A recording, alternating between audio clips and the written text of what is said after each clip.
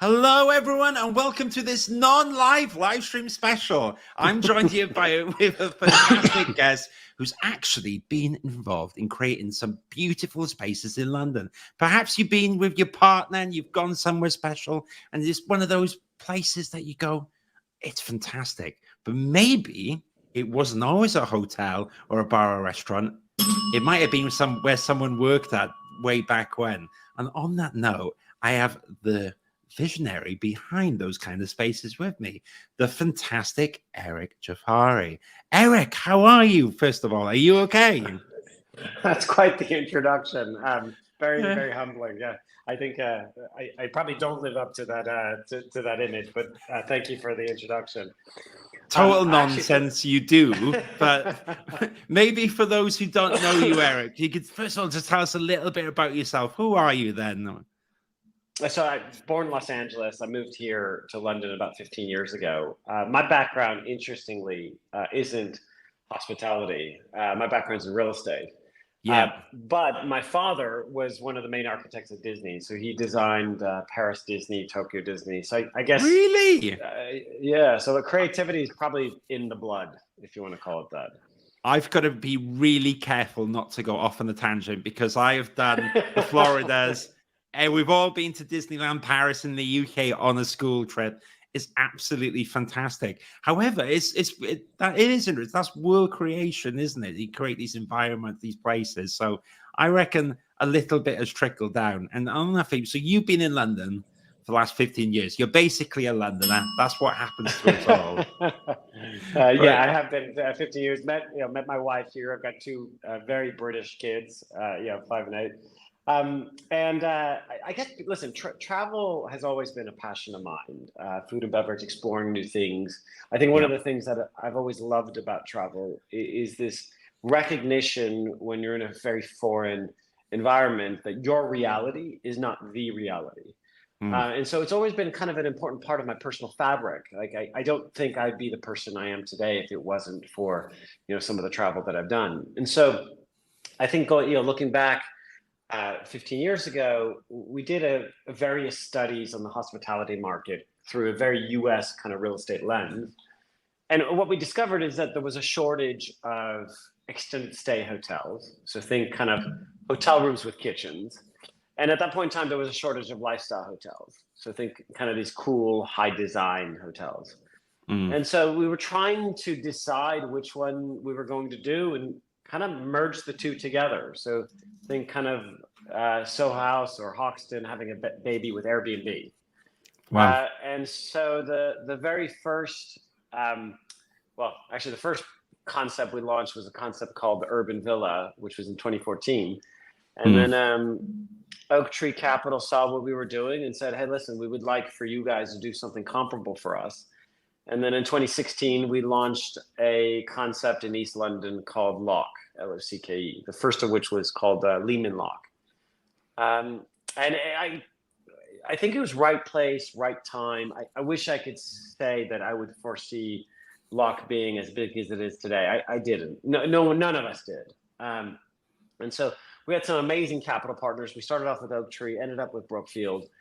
And I think there's 16 locks to date across Europe, in Dublin, Zurich, Berlin, Munich, Lisbon and Paris open soon, which are two of probably my favorites. Wow. And those are quite exciting. And so I had an amazing ride. I was there for 9 years. And I realized at the end of the 9 years, it was time for me to work on the next passion project. Wow. And so just tail end of last year, resigned to start working on kind of the next big thing. So that's kind of the long and the short. I love it. We got it's good to go. We want to zoom out and see the whole thing, but I know part of this we're going to zoom a little bit in as well. Now we've got this amazing set of questions, which I can't pretend that I've done because you helped me with them a little bit because you know this world too. So maybe what we can say is what the loose theme, because we're allowed to go off of mini tangents as long as I don't go too far down Disney World, but really. What we're talking about here is the challenges and opportunities in terms of converting spaces, such as offices to hospitality. Now, I'm guessing this is something that you've done in your career a few times. You've seen this opportunity, and I think you mentioned that actually it's quite a sensible thing to do. Now, the first thing that came up in this list is, what have you done in the past? And what have you what did you learn from these projects? So on that theme of like offices to hospitality, is there a project, one or two projects that come to mind, Eric, in particular, when we talk about that specifically? So listen, I think over the course of the last 10 years, we've done a total of 30 projects, 6 of which were office conversions. And those were amongst some of my favorites. One of the things that people don't talk about when it comes to creativity is that I always talk to my team members about this. Limitation is the mother of creativity. And one of the benefits of office conversions is that you're imposed with a set of limitations that you have to work around. And so I think, and I'm going to take a step back here before I answer this question. I'm going to go on a bit of a tangent, so bear with me, Stephen. Tangents are allowed on here. Don't worry, you're in good company. King of the tangents. So when people like myself create these new brands, creating a new brand is so painful, and you make so many mistakes that what brand creators have a tendency to do is that instead of continuing with that level of innovation, they take that brand and they make little tweaks to it. And so what you end up with is your 10th hotel looking almost like an identical carbon copy of your first. And there's 3 issues with this. One is, a lot of the reason for why consumers fall in love with these disruptive brands is for that reason. They're disruptive. They're different. You've taken the playbook and you've thrown away the playbook.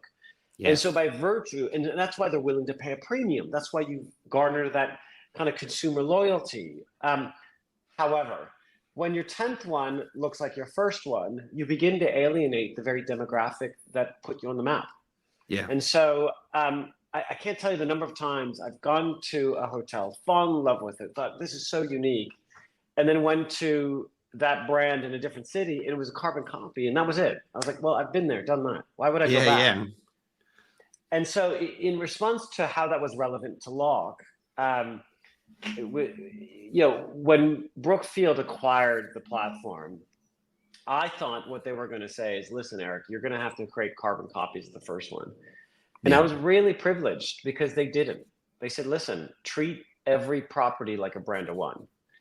And so the 16 properties we had, every single one of them was in response to that micro location, the fabric of that building. We worked with a different designer. We applied a different food and beverage strategy. And so it was like creating 16 different brands. And the benefit behind that is there were a number of lessons learned that came out of it. What was the optimal room size? What was the best room design strategy? What was the best layout?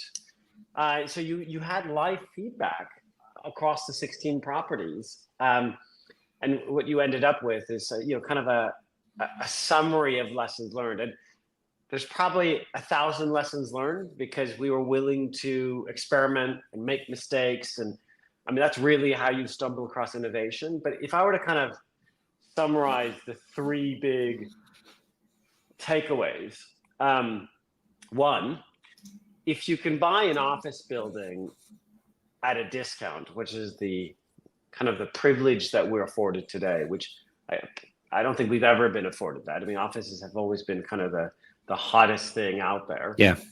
And you can, what we realize is that these larger, skinnier units lend themselves to extended stay.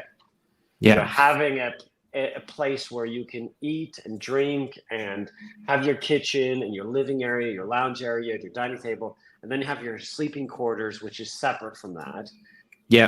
When you have these deep floor plates, these office buildings, they lend themselves to create this kind of home in a room, which if you were to try to build from scratch, you would never be able to do it because it's cost prohibitive.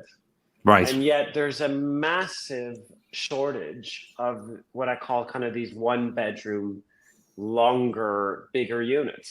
And so this office opportunity, because office buildings are now selling for pennies on the pound, now provide us to be able to create these longer rooms that we wouldn't have otherwise been able to do. So I'd say that that's one takeaway. I'd say the other takeaway is that when you've got these office buildings, every single office building is different. And so if you try to take this fixed set of brand standards and apply it to an office building, it's just never going to work. You've got to work with the fabric of the building. You know, if the room floor to ceiling heights are small, you use that and create a sense of coziness, create a sense of intimacy. If they're big, then play with it. You know, apply vegetation. You know, find what your curtains. And so I think people have a tendency to want to just take their brand standards and shove them into these buildings. And the reality is, every single building is different. You've got to treat every building like a brand new one. So I'd say those are kind of the two of the takeaways. I'd say the last one, and this is where hospitality has a tendency to bifurcate. There's the franchise, there's the operator, there's the developer, there's the real estate owner. And so in response to that, you have the franchisee coming and saying, these are my brand standards. And you've got the real estate owner who's got their own set of agenda. You've got the developer, their own agenda, and everyone's pulling in different directions. By consolidating all of those functions under one roof, you're able to really create something unique. And for the first time, aligned interest. And there just aren't that many groups out there which do that. I love it. Although, yeah, it makes sense handling the building and maybe embracing the quirks. Can I just quickly say before we move on as well? I absolutely love your camera. If anyone's watching on the audio on this, you need to watch the video, because it's like being in an action movie and you're the star. It's just going back. It is amazing. It is the best. So I am so deep in this conversation. I'm just, but the camera is taking me on the journey as well. Maybe while we're on that journey, the next question that we talked about before, what went well and what didn't and why? I know that's a big question, but maybe what would be cool there. You talked about, embracing the buildings and all, there's a few things like strategy wise. Okay, let's not do carbon copies. You talked about, dealing with the existing buildings and stuff. Did you learn a few harsh lessons, Eric, along the way when you were doing projects? Maybe there were some good ideas at the time that you went, oh, actually, we shouldn't really do that. Was there anything that you picked up in your journey of doing these hotel spaces?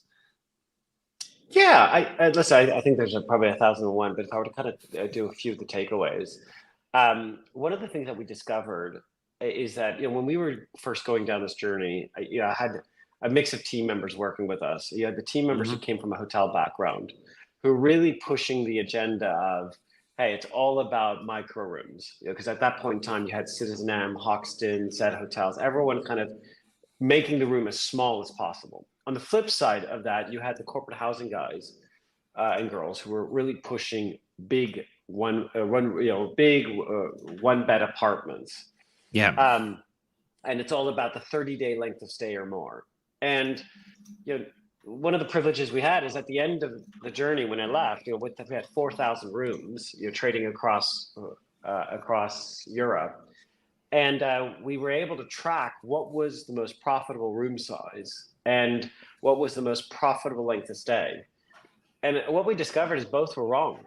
The most profitable length of stay isn't 1 to 3 nights, and it isn't 29 nights or more. It's the consumer that's staying 4 to 7 nights. Because the reason for that is because they're willing to pay as much as the one who's staying 1 to 3 nights, but you don't have the overheads associated with daily room cleaning, the amount of people that you use to staff the front of house staff, the list goes on. And the irony is, and this is where I was really surprised, none of our competitors were pursuing that kind of 4 to 7 day length of stay. Okay. And so the question you have to ask yourself as a consumer, forget about being a brand guy or real estate person, what do you need when you're staying somewhere for 4 to 7 days? You want a nice gym. You want to be able to maintain your best habits, as opposed to always having to be forced to be indulging in your worst. So, the things that come to mind is you want a really nice gym. You probably need a little bit of co-working, maybe you can work in your room, but that gets kind of lonely and soulless. Yeah, Yeah, you yeah, can take the occasional phone call in your room, but I think a lot of us like to be around other people. So you need a little bit of co-working. You need a really nice gym. Some of us really care about our coffee. I want a place that serves good coffee. I want my sleeping quarters to be separated from my living quarters. I need a kitchen. I need a table, a dining table, so that if I order my Deliveroo, I'm not eating on my bed. yeah. I want a nice sofa, to lounge on, so I can decompress and watch a movie.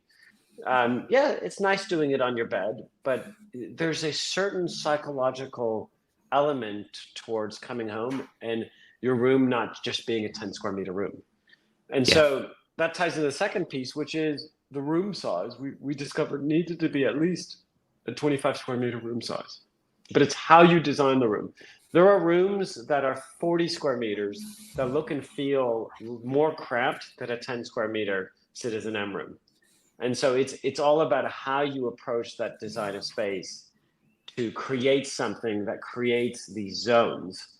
And I found the other lesson I learned, the designers and architects amongst you who are listening to this might hate me for this, but the worst partners from a design standpoint that we worked with were the ones who had a lot of hotel experience. They just Yes. couldn't take their hotel hat off to embrace. Hey, listen, if you're staying for 7 days, it's different than you're staying for a week. Don't put the bed in the middle of the room, because if you put the bed in the middle of the room, you're in essence eating up all the space with the sleeping quarters. Where is my sleeping quarters? Where's my living quarters? Separate the two. Make sure there's some form of division within the two. So psychologically, when I'm sleeping, and when I'm doing, eating, working, playing, socializing, it's in a zone that doesn't look like one's bedroom. Yeah. And Yeah. so a lot of the rule book that works for traditional hotels just does not work for extended stay. And there aren't, and because of the fact that we're all kind of ingrained with treating these like hotels, or even worse, treating these like residences. It's neither. Mm. And so last but not least, I'll share a couple stats with you. Where Savills released a report in 2008, the average length of stay of a consumer traveling to London from overseas was 2 days. So they're spending 2 days in London and then going elsewhere. Fast forward to 2018, it was almost 5 days. So it means that consumer Big that was change. coming here, big change. That was pre-COVID. Now you think about COVID and the number of people who are, perhaps going to work to coming here to London on a Thursday, meant to stay 2 days. Now what are they doing? They're extending their stay to Yeah. 5 days because they're working. They're working away. And so how do you accommodate those consumers who've come here for work but are not here for play? And Yeah. so it's forcing us to kind of rethink how these people stay. And the Yeah. traditional hotel playbook doesn't apply. Where I can relate more on a consumer level is I had a definition in my head of what a hotel was. Then Airbnb came out, and it's like, wow, it's like a house. It's like a totally different way of being within that space. And now, even in my head, I'm kind of going a little bit away from the Airbnb. I want the bit of that. So it's a bit like what you're saying. It's living somewhere for a certain period of time. So I mean, I'm interested to know where that trend goes. If I can expand upon one thing you mentioned. You talked about working with architects in particular. So mini segue on this thing. You mentioned the hotel architect that's been doing the Hiltons for goodness knows how many years and all this stuff. Maybe there's a set way there. And then and you've like people that then are doing things a bit different. On the other hand, so what's been successful for you then in terms of an architect design partnership with yourself? Where has it really thrived in your opinion, Eric? And what would you encourage architects to consider? Listen, I think there's three things here. I think the question is, who's your target market? What is it that they need, and how is the industry not catering to that consumer as we speak? And so once you really defined who your consumer is and their needs, then at that point in time, you can shape an experience around their needs. And part of that process is ensuring that you're selecting a design partner who is part of that target market. Yeah. And so when they travel, where do they stay? What kind of coffee do they drink? Where do they hang out? And so one of the challenges, and this is, I've always wondered this, like, how is it that someone like myself who had no hospitality experience came and helped develop such a scalable, disruptive brand? And what I realized over time, I mean, there's various reasons for this, and I probably will spend the rest of my life asking myself that same question. But I think one of the various reasons for this is because what I did is I created a product that met my own needs. And so if you're not that consumer, you're an outside looking in, and some of the things that you might want or desire or think are necessary may not apply to that consumer. And so the first thing is making sure that you understand the consumer because you are the consumer. So that's the first bit of advice that I give. I think the second bit of advice is that as it related to us, the type of designer that I thought worked best for us were designers that had experience in food and beverage, but more importantly, experiential food and beverage. So I would go to East London or to some of these places, and I walk into an amazing restaurant that you could tell didn't have much of a budget, but they use the limitations of the village. So they use, paint and vegetation and art to create this very like intimate, activated space. And you knew that, okay, this isn't a private equity owner that owns this restaurant. This would have been someone with a very lean budget with tight timetables. Yeah. And the designer had to work to those budgets. And those were some of the best designers to partner with, because one, they knew how to work to a tight budget. They were willing to think out of the box, and they weren't encumbered with, this is the way that Hilton, Marriott do things. Now, I was fortunate. I had some great design partners on our team who were able to kind of handhold these individuals and shepherd them. So that way they didn't make some of the kind of rookie mistakes you would normally make. And then I was also fortunate that the original designer that we worked with, an individual by the name of Matt Krasinski out of New York, didn't come. He was actually an architect. He wasn't an interior designer. And so he really understood how to use the fabric of the building as a way to double that up as part of the interior design. But once again, why did it work? It worked because he was at the bullseye of our consumer base. He literally would get he would never be caught dead staying at a Hilton or going to drink coffee at a Starbucks or a Costa. And he was quite scathing about the big brands. And so I knew when I met him, I was like, this is the guy. This is the guy. And so, he created very unique experiences, the type of experience you'd want to stay in. Wow. Okay, cool. So I don't know if that's helpful or not. The other thing I would say is we made the mistake on a couple of occasions of working with some of the big design firms, the really big name design firms. I'm not going to name them on here. And it was a bit frustrating.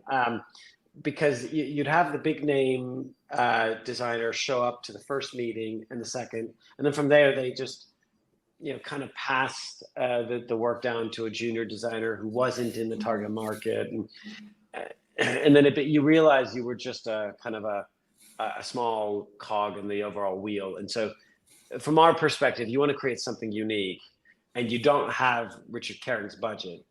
You really need kind of a smaller group that's going to give their full undivided attention.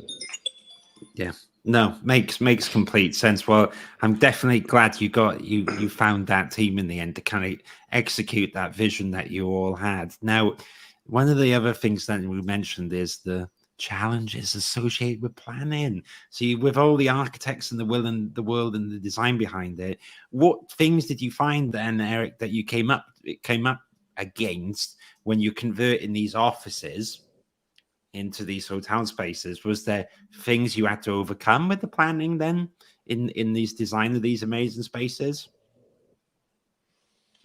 So first and foremost, I was lucky. I happened to surround myself with a group of team members who probably are amongst the best in Europe when it comes to planning. 11 of the projects we did had planning risk, and we are 11 for 11 to date.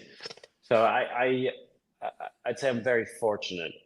With respect to what these team members did right, I'd say there's a few things.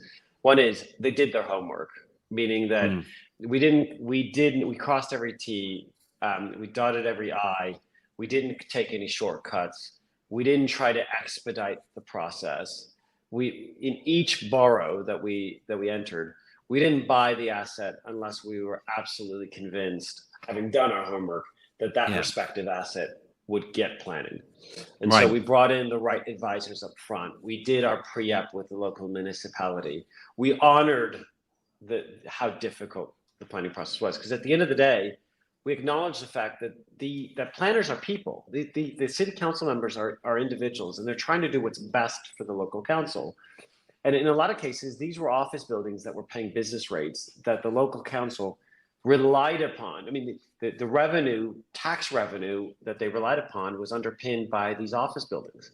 Right. And so when you're going to these individuals and you're saying, hey, listen, we're going to take this office building and we're going to transition it into a different asset class, understandably, the pushback you're going to get is, well, wait a minute, we rely on those tax dollars or tax pounds in order to survive.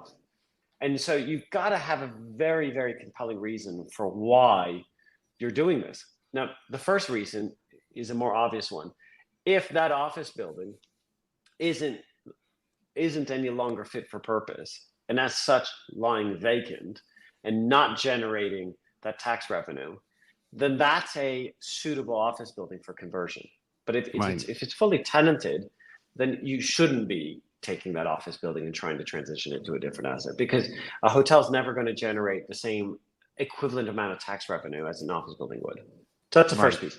I think the second piece to it, assuming that it's been vacant and you can't re-tenant it, then the second part of the equation is, how do you get the planners to buy into your vision? And I think where people kind of fall afoul is recognizing that these are people. You've got to sell the dream. What's your vision? What are you contributing to that micro locality? Is it just going to be another branded hotel with a bunch of beds? Or are you creating something that improves the fabric of that locality? And so from our perspective, the ground floor experience, the rooftop experience, these are the types of things that enhance that micro locality. You go to any locked property across London or in Munich or in Dublin, Zurich, that ground floor is full of locals. And these are, small startup companies who can't afford, going to a co-working venue. They're students. We have underpinned that locale with a beautiful place to work, so that when the traveler steps foot in that property, they're getting a glimpse of local living. It's an opportunity to meet a local. And so painting that picture to the planners to go, listen, we are making this place a better place, because one, the travelers people who are coming here aren't coming here for one night and leaving. So from an ESG standpoint, this is a far more responsible way to stay than a traditional hotel. And two, they might meet a local. They might decide as a result of meeting that local that they want to move here. You're giving them an opportunity to kind of get under the skin of the city. And so when the planners, we realize that when you convey this vision in an articulate manner, they get it. Now, some may not. And if during the pre-op process, you realize they just don't get it, then that's probably not a property you should probably acquire. But I see in a lot of cases, people are like, they tried to get planning and they got rejected. Yeah, they got rejected because they were going to put another bed factory. They didn't put any regard for the ground floor experience. And by the way, that building actually would make for a better office. So don't try to convert it. So that's the one thing I'll say. I mean, the other thing I'll say is that in a post-COVID world, the local municipalities have become a lot more sensitive to making sure that what you're creating helps that locality become less of a kind of a corporate just workspace and more of a 24/7 space. You know, the City of London's Right. really trying the hardest. The Borough of Southwark love the Hoxton kind of seabird working from ecosystem, and they want more of those. And there's just not enough of us out there delivering on those types of experiences. Makes complete sense. There was a few things there that I'd love to go into. Earlier, you talked about the opportunity of the extended stay compared to the 1 to 2 nights. And you mentioned then as well the term that I'll affectionately remember forever of bed farms. We don't want bed farms, right? No bed farms. But when we talk about offices, and you've been looking at these extended stay hotels, so something's obviously brought you back to looking at these offices. So are they, why are they particularly sustainable then, Eric? For particularly suitable, for conversions to extended stay hotels? Is there something about offices in particular that makes a really good hotel at the end of the project then, Eric? Yeah, I think without having kind of a visual aid to show you, I'll have to ask the crowd to kind of close your eyes and picture. Oh, I can get your website up if you want, if there's a project on there. Well, the website's not going to have the floor plans, but I'm sure you're hopefully, by virtue of the demographic that's listening to this, they can picture things in their mind. Yeah. And so if you think about the traditional office building that doesn't lend itself to AAA office, these tend to have very weird floor plates. In a lot of cases, very deep floor plates. Yeah. And so if you're going to transition that office building into a hotel property, the question is, what do you do with the core of that office building? And so the answer to that from most hoteliers is one of two things. Either A, drop basically punch a hole through the core, which is incredibly cost prohibitive. And it typically only works if you're willing to do a luxury hotel, or B, you're going to do windowless rooms, which really only lends itself to a budget hotel. And so, which means that everything else doesn't work except for extended stay. By leveraging off of that deep core, like I mentioned earlier, we can create these longer units. And there's a few other things that we're working on that I can't share on this call yet. But when our first new hotel opens, we'll be able to kind of share. That long, deep floor plan really lends itself to a long, skinny room, which is the perfect extended stay room. One where you've got a division between where you're sleeping and where you're eating, lounging, working, so on and so forth. And so, whereas a hotel room would be half that size, an extended stay room, you can eat up the entire floor plate, and it's that much more profitable of a room as well. So it really is kind of a perfect time. And as I mentioned earlier in the call, if you tried to build it from scratch, it's cost prohibitive. So the fact that we're able to buy these office buildings at below replacement cost means that we've got this kind of window in time where we can really buy these deep floor plates, transition them into these longer units.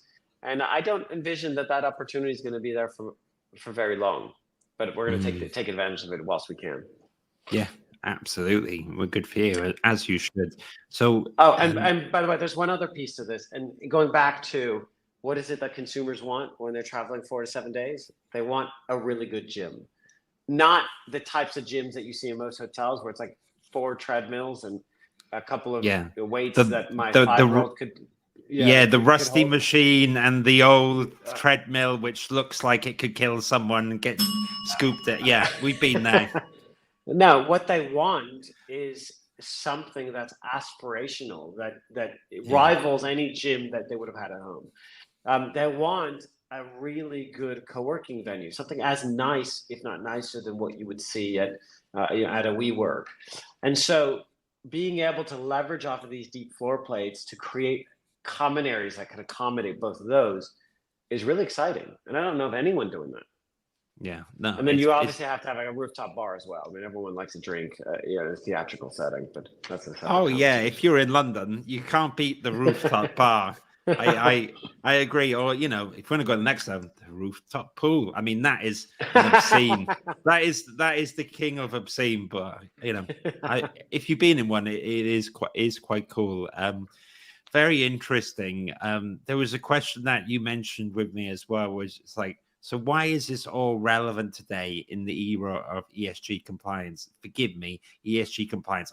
I don't really understand it properly. Maybe the listeners don't as well. But can you, why do you feel, Eric, more than ever, this is important now? Is clearly you're onto something. Sounds like there's some exciting stuff in the pipeline that maybe we'll see when it comes out publicly. But why is all this stuff particularly relevant today, in your opinion? Listen, there's two sides to this. There is, there's the consumer who I think the biggest, the emerging consumer that is not being catered for at the moment is the Gen Z consumer. So there's the consumer and the importance of this to that consumer, which I'm going to table for 2 seconds. And then there's, especially here within Europe, the governmental acknowledgement that that if we don't do something for our environment, we're going to have serious repercussions. Now, in response to the latter, the UK government and others have implemented basically rules that require corporates to ensure that their office buildings are ESG compliant. Yeah. And so most office buildings here in London are not ESG compliant. And in order to make them GSC compliant, and most of them have to do it by 2030, it's cost prohibitive. So what's going to happen to all of these office buildings if they don't transition or spend the money? You're going to have a bunch of stranded assets. Now, the UK government could always change the policy, and that's a possibility, but I think it's unlikely they will. So that's the first piece, and that's kind of table stakes. But there's another piece from my perspective that's probably far more important, and it's this: is that the biggest, fastest growing consumer that people aren't talking about is the Gen Z consumer, and they drink less, and they care about welfare, meaning personal welfare and the world welfare, the green movement, more than any other demographic that we've ever had. And so, whilst some companies are just going and treating ESG as a tick box exercise, this consumer doesn't care about the tick boxes. They're like, is the green movement and how you treat your people at the core of your identity? Because if it isn't, we're going to take, and they're the first ones to actually be making to be voting with their spend. To them, it actually does make a big difference.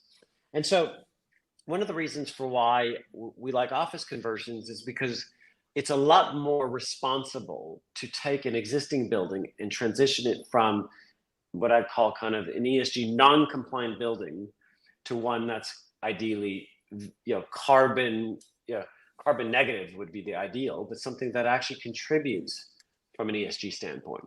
How do we make this as green as possible and make it profitable? And so one of the ways of doing that is, taking office buildings and transitioning them into these hotels. And then the second part of it is, once it is a hotel, what is the greenest type of hotel you can make? And the reality is, you take all the tick boxing exercises aside, the greenest form of travel is one where you're staying longer. If you're jumping on a plane and traveling and staying for one night and coming back, which I do from time to time, and I feel incredibly guilty about, you're causing a lot of harm. So you might as well take more time when you're traveling. And the Gen Z consumer is doing that. If they've got an opportunity to spend 2 days, instead of spending 2 days, they're spending 4. They're spending 5.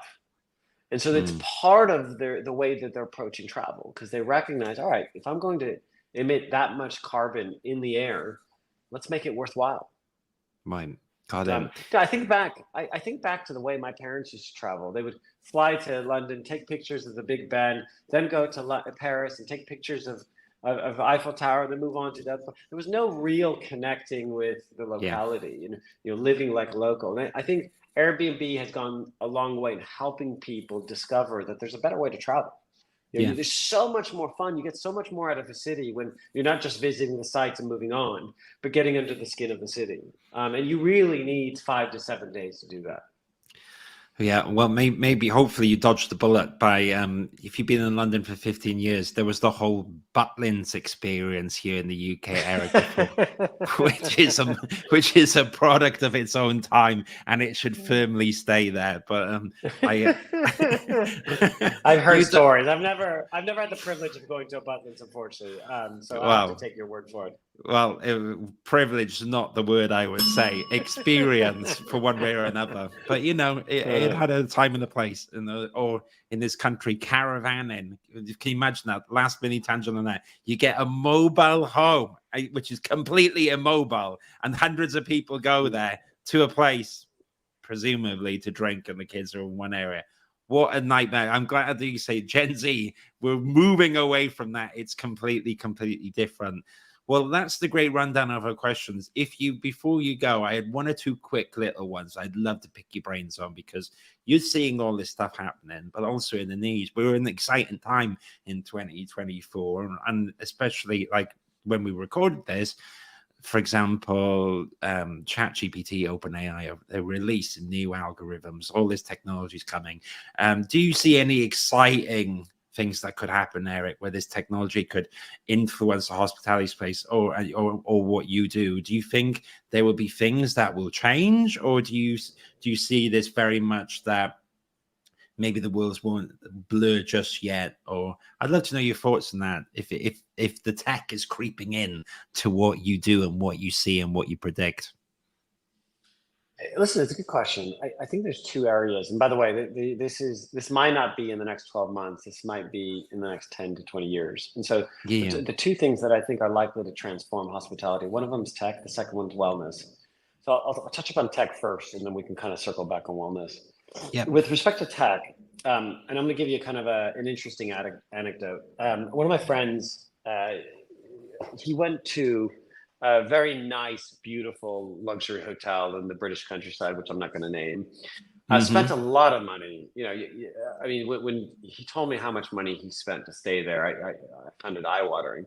And they showed up, and he had booked a picnic for him and his wife, and they forgot about the picnic.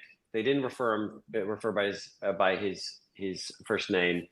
And his response, and I remember talking to him about this. I was like, listen, it's an amazing venue. What are you whining about? He's like, listen, he goes, it's my second time there. He goes, they don't have that many rooms. I would have assumed that they would have remembered my name and had some form of a log of the last drink I had there, would have remembered the picnic basket and so on and so forth.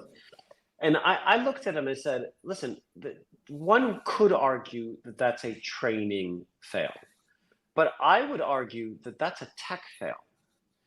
At some point or another, what will differentiate the luxury from the non-luxury will be training, but it will also be tech.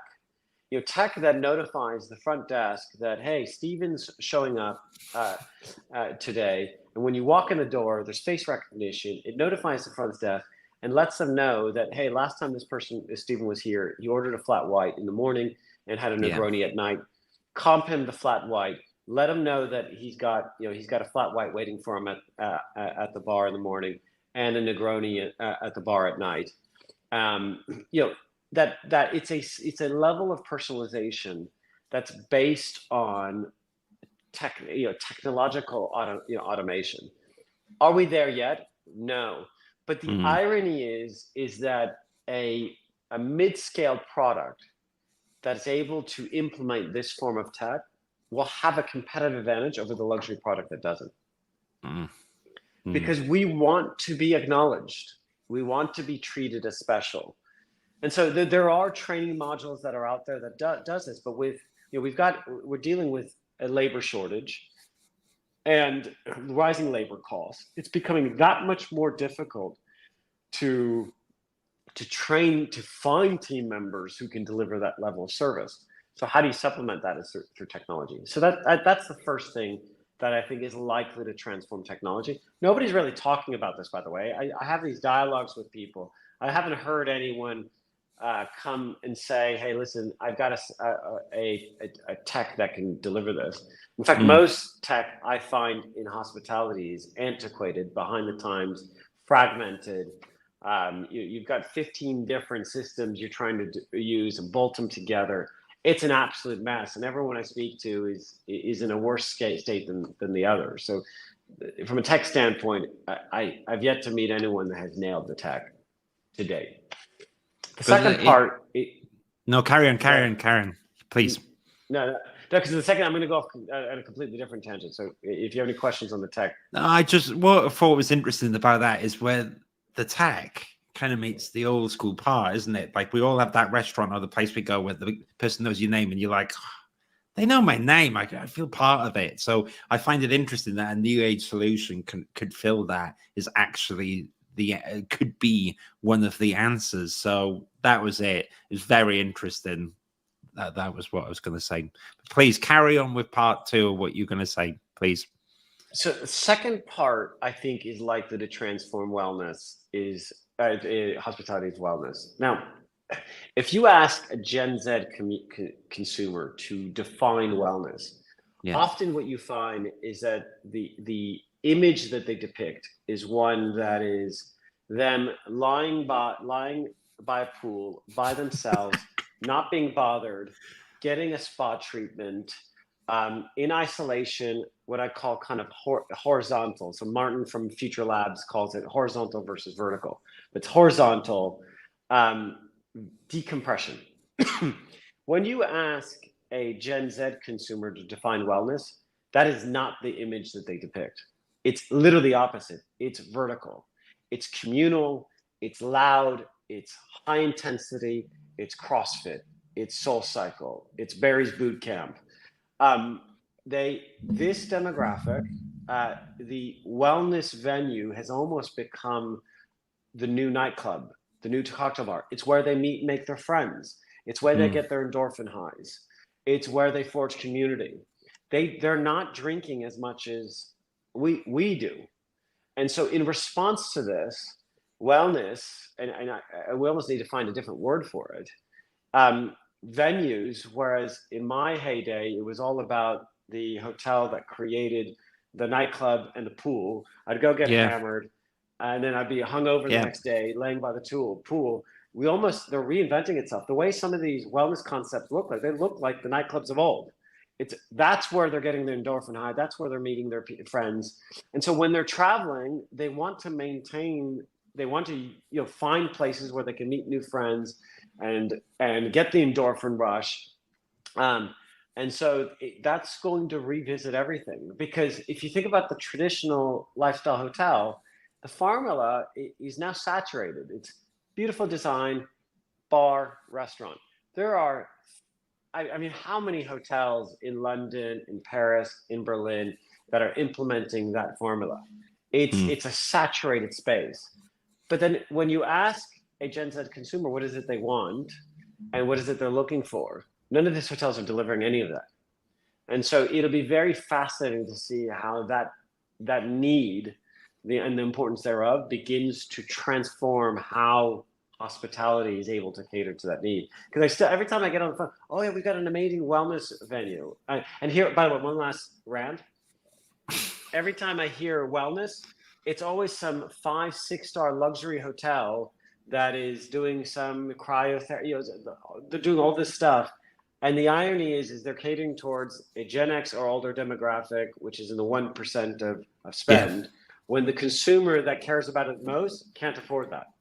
Yeah, no, I do agree with you say. It's more like active communities or something. I know what you're trying to get at is I see it as well as I of course run a small business, trying to get the perks, trying to get all that cool stuff, and all the hype and the buzz of where people want to hang out is the, like, you look at the gyms and they're like, I wouldn't say a nightclub, they're like another level. It's just like this event, this place to go to. So it does make sense. The last question I was going to ask you, which could be around this, or maybe it's a slightly bigger as well. I mean, I always found Disneyland Paris exciting, so I got to try not to constantly message you. But what are you excited about at the moment? I know you've got 1 or 2 top secret things coming and work-wise, but can even be bigger than that. What excites you at the moment, Eric, then, at the moment? Well, I'm going to, okay, so I'll tell you a story, Right. which is an anecdotal story, then I'll answer this question. So it was April of last year, April 4th, which was my birthday. And my sister, as my birthday gift, we were in New York at the time. She's like, listen, I'm going to take you to Toronto for the day. I was like, okay, interesting. Toronto, of all places. Wouldn't have crossed my mind. And so she spoke to my wife. My wife was kind enough to, she took the kids back home, and then I went to Toronto with my sis. And we show up at this place at 9 p.m. at night. Now, mind you, at 9 p.m. at night, I'm typically, if I'm going to have a wild night out, it's typically a cocktail bar or that venue. And I noticed it's a wellness place. Now, once again, I'm going back to the wellness, but I'll get to it in a second. This is why I'm excited about this. So I show up, and I was like, and I asked the guy, I'm like, this is wellness. He goes, yeah. And we're about to come in. I was like, huh. I was like, how many of these things do you guys have a day? And he's like, oh, we have 10 of these a day. I was like, how many people attend these things? And he's like, 40, 50 per event. And so my business mind's going through the numbers. I turned to my sister, I'm like, how much did you spend on this? She's like, $65. I'm like, okay. I was like, can we book something for tomorrow? And he's like, and he starts laughing. He's like, you're kidding, right? I was like, no, why? And he goes, we were fully booked 3 weeks ago. And I was like, okay. So we walk in, and I'm asked to wear my bathing suit. And so walk into this kind of communal changing area where the lighting is low. The music makes me feel like I'm in Ibiza or Mykonos. And I was like, wow. And I noticed everyone around me is in their young kind of 20s, 30s. Everyone's in good shape. Everyone's friendly, outgoing. We go from there into this communal lounge area. And I was like, oh, okay. And these 2 people walk out, and they say, hey, listen, welcome to Othership. You've come on the South Social Hour. It's our favorite event. We've got 2 hours. And mind you, at this point in time, looking at my sister, I'm like, okay, what is this place? And they're like, you guys are going to get a chance to meet one another. They're like, we're going to do a little bit of breathing exercises. And then from there, we're going to take you over to the sauna. Okay. So we do some breathing exercises, and I'm incredibly skeptical at this point in time, because I'm really questioning my sister's judgment. I was like, wow, I thought my sister obviously doesn't know my brother. And my sister midway through can see that I'm skeptical, and she's like, listen, if you don't like this, after an hour, we can leave. I was like, okay. So we walk into the sauna, and it's this beautiful, amphitheater style sauna overseeing this enormous kind of square thing of rocks where the heat's emanating from. And what's interesting, the first thing I noticed is, when you go to saunas in Scandinavia or in Germany, the lighting's really bright and everyone's quiet and everyone's asked to sit there and not say anything. And there's 3 things I noticed. The lighting is very dim. Like mood lighting. And the music is loud. It's like the best speaker system I've ever seen in my life. And everyone's talking to one another. I was like, wow, they've taken the formula and they've flipped it upside down. I'm like, this is kind of odd. And so I'm sitting there, and it's layered, and I'm talking, and 15 minutes, 20 minutes into it, I realize I've almost forged new friendships with people from Toronto, from Montreal, from New York. People come from all over. And then the person walks in and goes, all right, for those of you now, we're going to do the cold plunge. And I look at them, I'm like, what do you mean cold plunge? And they're like, oh, it's -3 degrees. -3 degrees. So think a layer of ice. And so my knee-jerk response is, I'm not doing that. I can't even do a cold shower.